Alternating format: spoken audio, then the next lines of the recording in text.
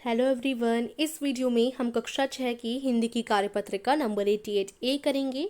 दिनांक है इसकी 7 अक्टूबर 2021। वर्कशीट आपके पाठ्य पुस्तक रिमझिम के पाठ टिप टिप वासी ली गई है। इस पाठ की लिंक आपको मिल जाएगी डिस्क्रिप्शन में, वहां से जाकर आप इस पाठ को एनिमेटेड देख सकते हैं और जिससे आपको वर्कशीट करने में भी आसानी रहेगी।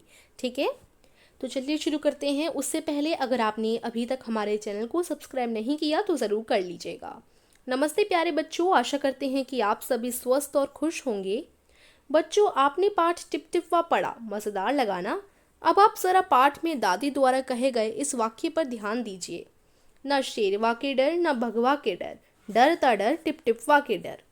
पाठ में बार बार टिप टिपवा शब्द आया है। क्या आप जानते हैं कि टिप टिपवा शब्द का कोई अर्थ नहीं है?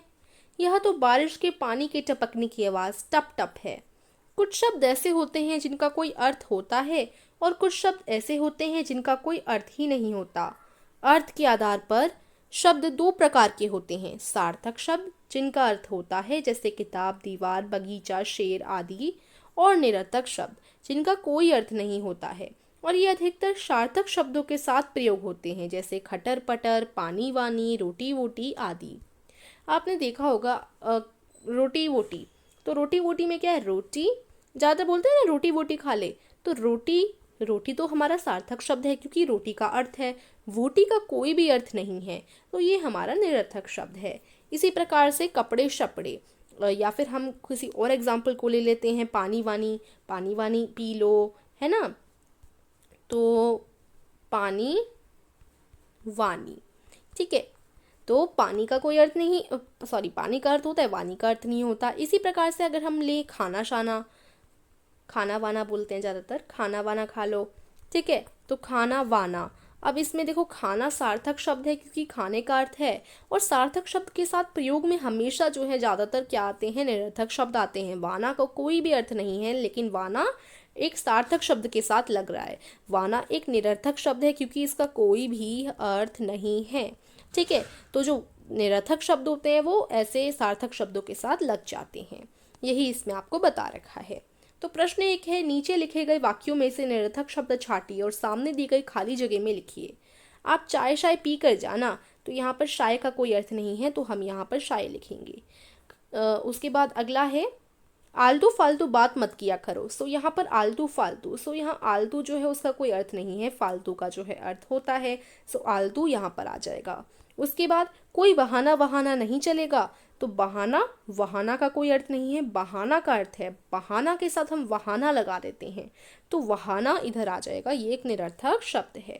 उसके बाद है प्रश्न 2, आइए बच्चों नीचे दिए गए उल्टे पुल्टे वर्णों से सार्थक शब्द बनाते हैं। तो देखो, बा, श और रे, तो इसमें हम बा को पहले लिखें, फिर रे को लिखें, फिर श को लिखें, तो ये बन जाएगा बारिश। ठीक है, उसके बाद देखो, री प झो, तो इससे क्या बन सकता है? झोपड़ी। ठीक है, तो झोपड़ी ये बन जाएगा। उसके बाद है आपका दियाबू, तो इससे क्या बन सकता है? बोड़िया, तो बुढ़िया ये बन जाएगा।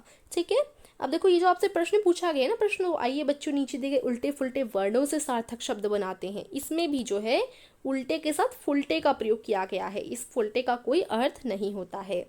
अब यहाँ पर तीसरा प्रश्न करने से पहले मैं आपको हमारे चैनल पर होने वाले स्पीच कंपटीशन की जानकारी देना चाहती हूँ। ये कंपटीशन चल रहा है हमारे MBC पर, MBC यानी माइंड बूस्टिंग कंपटीशन वाले चैनल पर। सो स्पीच कंपटीशन में आपकी जितनी भी स्पीच की वीडियोस आएंगी सारी अपलोड होंगी।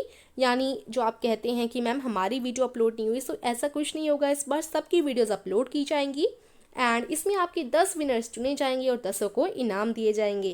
तो डिस्क्रिप्शन में जाइए, स्पीच कंपटीशन की वीडियो देखिए जिससे आपको इसमें हिस्सा लेने में आसानी रहे और आप जल्द से जल्द ही गिफ्ट जीत सकें, और जल्दी से पार्टिसिपेट कीजिए क्योंकि कंपटीशन की एंड डेट है 15 अक्टूबर। ठीक है, तो अब आइए करते हैं प्रश्न नंबर 3। दिए गए चित्र को देखकर संकेत शब्दों की मदद से सही ध्वनि शब्दों को चित्र के सामने दी गई खाली जगह में लिखिए। तो देखो कैसे करेंगे। इधर देखो, छुक छुक इसके आगे लिखा है क्योंकि एक मोटर गाड़ी है। देखो ये क्या है? एक ट्रेन है, तो छुक छुक। ये घंटी है, तो ये क्या करेगी? टन टन करेगी, तो इसके आगे आप टन टन लिख सकते हैं। और ये भिन भिन करेगी, ये मक्खी है, इसके आगे आप भिन भिन लिखेंगे, तो इस तरीके से जो है ये हो जाएगा। देख लीजिए एक बार, ये टन टन करेगी और ये भिन्न भिन्न। तो अब अगला प्रश्न देखते हैं। अगला प्रश्न आखिरी है। पाठ के आधार पर बताइए कि धोबी तालाब के किनारे क्यों गया था और वहां से वह किसे गधे समझकर लाया था। इसका आंसर आप करेंगे, धोबी तालाब के किनारे अपने गधे को ढूंढने गया था और वहां से बाघ को अपना गधा के बाद आप लिखेंगे गधा समझ कर ले गया था। ठीक है, सो इस तरीके से इसका आंसर हो जाएगा। Today worksheet is completed. So please video को लाइक कीजिएगा, चैनल को सब्सक्राइब कीजिएगा। धन्यवाद।